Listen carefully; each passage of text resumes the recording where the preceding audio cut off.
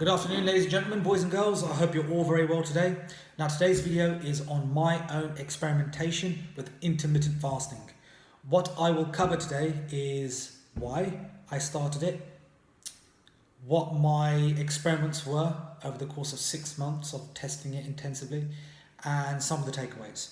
What I really want to do for you guys today is to help share my experience with you. As someone who's a lifelong enthusiast who's pretty much tried nearly everything under the sun, except steroids and drugs, of course, it is a great way to share my experiences with you. So, get to share the experiences, and so that you don't have to test all these things. I can actually give you some of the idea behind it.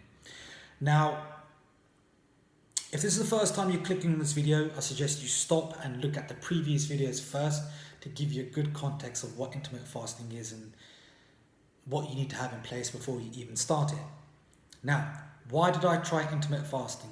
Well, I've done some manner of fasting in the past anyway, and tested various different training protocols whilst in the fasted state.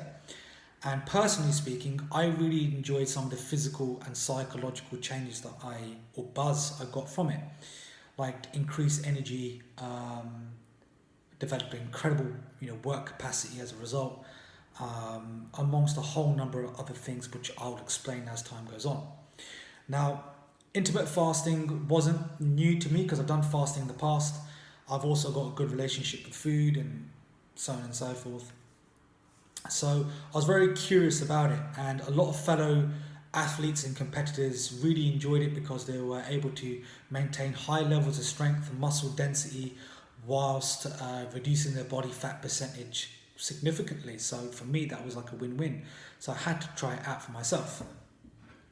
Now, I tested it over the course of 6 months, and I measured my body fat, body weight, and my blood and hormones tested. So I'll go through that now.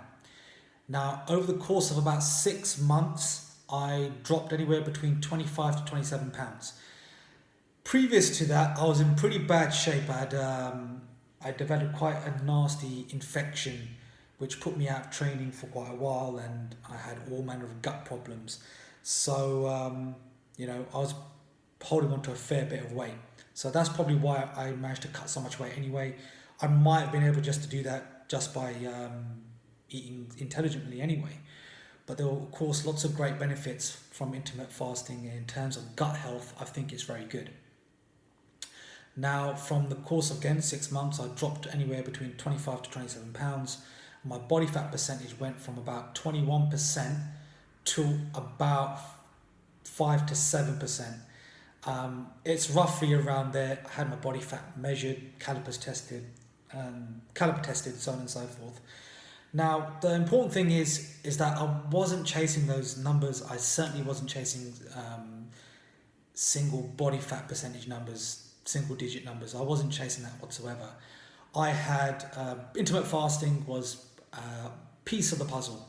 I made sure I was eating good quality foods, reduced processed foods quite significantly, and I was training and exercising intensively during the course of those 6 months. So, and that's pretty cool. I mean, I looked really good as a result. I'm not going to lie about it. Looked good in the t-shirt, in a shirt. Felt super confident about it. So, and I felt very well on the inside. My gut health felt really good. Now, what some of the blood work had to say? Well, my cholesterol had reduced significantly. Oxidative stress had reduced significantly.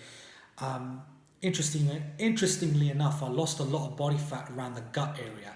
Now, for men in particular, if you're holding a lot of fat around the gut, it's indicative of a higher risk to diabetes, because it could suggest that you have a lower resistance to insulin. So the fact that I reduced a lot of body fat percentage around my gut meant that, of course, I was looking a lot better. But it also meant that my risk of diabetes had reduced significantly, or may have anyway, according to some of the science that's out there. Now, growth hormone had been particularly high around training time in a fasted state. Science also shows that that can happen as well, and the more growth hormone that you have, you can develop more lean body tissue, more muscle, which means you're looking better. Of course, a lot lower body fat percentage, which is all cool. And of course, appetite control. Now, some of the takeaways. The takeaways. Well, I found that intermittent fasting was a great way for me to practice hunger management. Hunger is it's not an emergency. It certainly is not an emergency.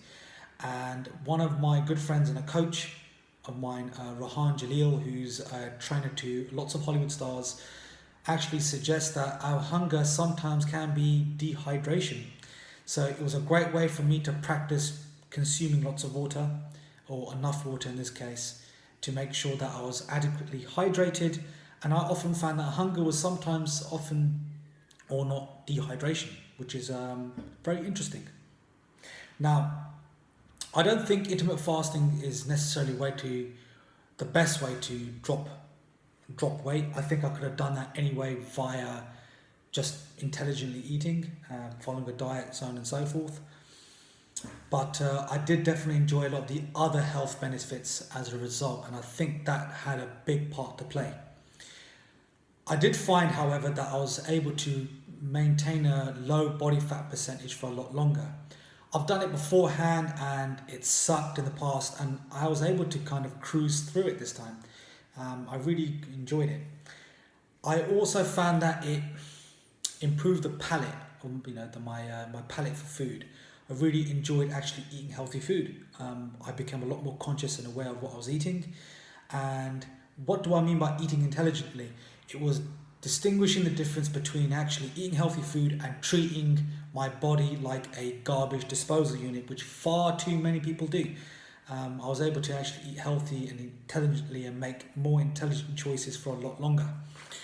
So, in a nutshell, is intermittent fasting suitable for everyone? Well, it isn't.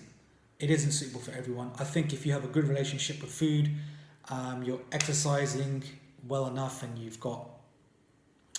watching your energy intake, your calorie intake, I think you can do lots of great things that intermittent fasting can do, but I think you can do it anyway, just consuming and being healthy and being intelligent.